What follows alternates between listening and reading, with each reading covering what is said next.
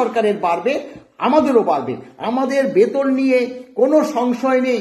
Central government যে প্রক্রিয়ায় বেতন বাড়ায়, বেঙ্গল গভর্নমেন্টও সেই প্রক্রিয়ায় বেতন বাড়াতে হয়, বেতন নিয়ে কোনো সংশয় নেই। কিন্তু এই ডিএটা, কেন ডিএটা? দেখুন, ডিএটা আমি যেটা বলছি, আমাদের 0%, ওরা তখন পাচ্ছে 17%।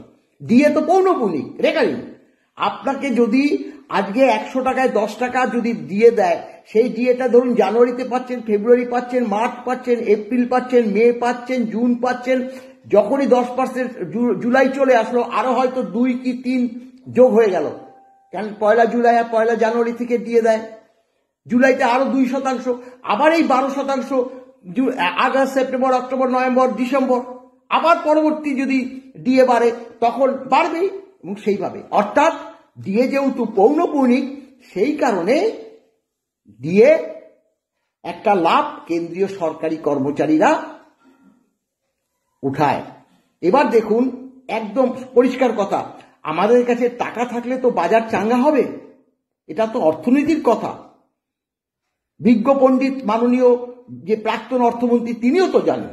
তাহলে আজকে 20,000 টাকায় যদি সেন্ট্রাল গভর্নমেন্টের একজন কর্মচারী 10,600 টাকা পায়, তাহলে তিনি যদি তার থেকে 8,000 টাকা বাজারে খরচ করে, তাও আবার 2,600 টাকা তিনি